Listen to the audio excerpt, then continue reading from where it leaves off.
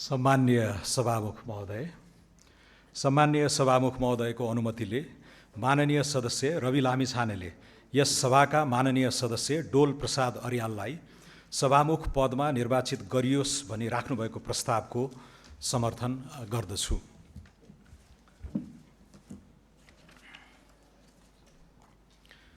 यस अभूतपूर्व जनादेश प्राप्त सार्वभौम संसदको गरिमामय सभामुख पदमा हाम्रो पार्टीका संस्थापक नेता, उपसभापतिका रूपमा सहयोद्धा र मेरा मित्र डीपी अर्याललाई यस पदका लागि पार्टीले अघि सारेको छ। उहाँ निर्विरोध निर्वाचित हुने क्रममा हुनुहुन्छ। म उहाँलाई नेपाल सरकार, हाम्रो पार्टी र व्यक्तिगत तर्फबाट पनि हार्दिक बधाई र शुभकामना दिन चाहन्छु। यस अघिको संसदमा उहाँले विधायकका रूपमा विशिष्ट भूमिका निभाइसक्नु भएको छ र नेपाल सरकारको मन्त्रीको पनि अनुभव लिइसक्नु भएको हुनाले कार्यपालिका र व्यवस्थापिका बीचको जुन भूमिका हुन्छ, हाम्रो संविधानले जस्तो भूमिका अपेक्षा गरेको छ त्यसमा उहाँ अनुभवी हुनुहुन्छ र उहाँले अब आगामी यस गरिमामय पद, यस ऐतिहासिक संसदको अभिभावकको रूपमा बडो जिम्मेवारीपूर्वक भूमिका निभाउनु हुनेछ भन्नेमा हामी विश्वस्त छौँ। एउटा ठुलो पुस्तान्तरण प्रतिबिम्बित भएको यस संसदमा उहाँको संक्षिप्तै भए पनि असाध्यै परिपक्व राजनीतिक अनुभव जुन छ त्यसलाई यस सदनमा पनि ल्याउनु हुनेछ भन्नेमा हामी विश्वस्त छौँ। विगत केही वर्षमा हाम्रो पार्टीले जुन प्रतिकूलता झेल्नु परेको थियो, पार्टीमाथि, हाम्रा सभापतिमाथि भएको प्रहार हुँदा हामी दुई उपसभापतिका रूपमा जसरी पार्टीलाई सम्हालेर अगाडि लग्न सक्यौँ, त्यस अनुभवबाट पनि मलाई लाग्छ सिङ्गो राष्ट्र लाभान्वित हुनेछ। मैले व्यक्तिगत रूपमा देखेको उहाँको उत्कृष्ट व्यवस्थापकीय क्षमता छ, शालीन समन्वयकारी भूमिका छ र एउटा औसत मध्यम वर्गीय सङ्घर्षबाट ओतप्रोत भएको एउटा जुन गाथा छ, जीवन गाथा छ, त्यसलाई सार्वजनिक नीतिसँग जोड्नुपर्छ भन्ने एउटा उन्नत चेत उहाँमा पनि मैले पाएको छु। यिनै लाइफ एक्सपिरियन्सेसहरूबाट अब आगामी संसद लाभान्वित हुनेछ, यसमा म ढुक्क नै छु। संसदको अभिभावक हुँदै गर्दाखेरि सबभन्दा बढी अपेक्षा गरिने गुण भनेको तटस्थता हो। त्यसमा उहाँ खरो साबित हुनेछ भन्नेमा पनि म विश्वस्त छु। एउटा 51 सालतिरको संसदीय अधिवेशनमा एउटा शब्द प्रचलनमा आएको थियो, सस्पेन्डेड एनिमेसन। कुनै दलीय आबद्धता नराखिकन त्यो तटस्थतालाई थप प्रत्याभूत हुने गरेर एक किसिमको त्याग नै गरेर पनि यो जिम्मेवारी लिनुपर्ने हुन्छ। त्यसमा पनि माननीय डीपी अर्यालले त्यो इङ्गित गरिसक्नु भएको छ र हाम्रो पार्टीको तर्फबाट पनि त्यो रोजाइलाई इन्डोर्समेन्ट हुने नै छ। म टुङ्ग्याउँदै गर्दा अलिकति इतिहासतिर फर्कन चाहेँ।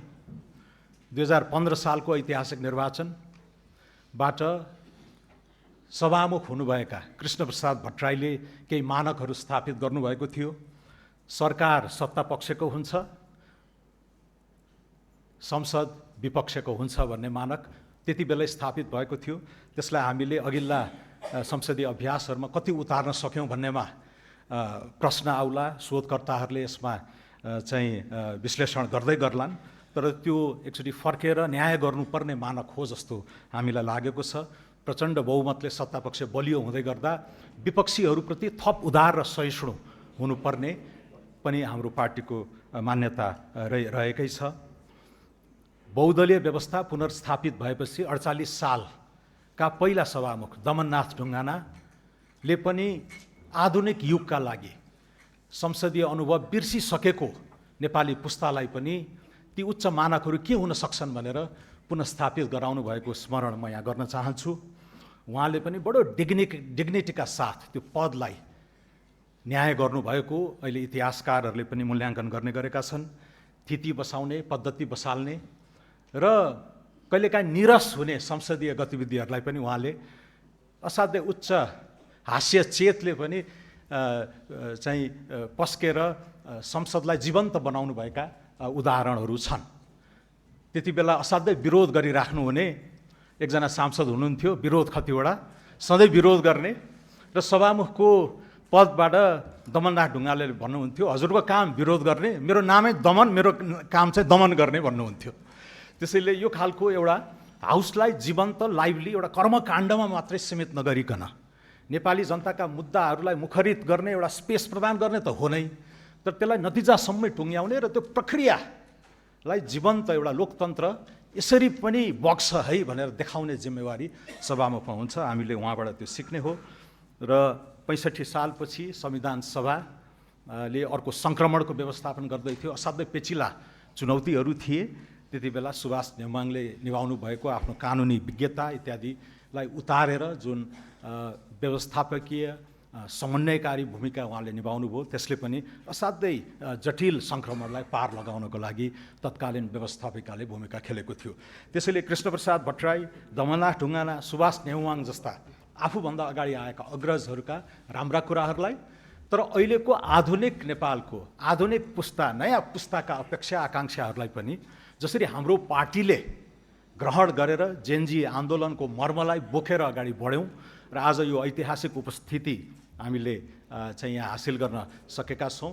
यो सबैको मर्मलाई उहाँ माननीय डिपी अर्यालले बोकेर यसलाई चाहिँ आफ्नै शैलीमा ढालेर एउटा मौलिकता दिनुहुनेछ र यो संसदीय कार्यकाल, यो 5 वर्षको ऐतिहासिक संसदीय कार्यकाल नेपालकै संसदीय इतिहासमा चाहिँ साँच्चीकै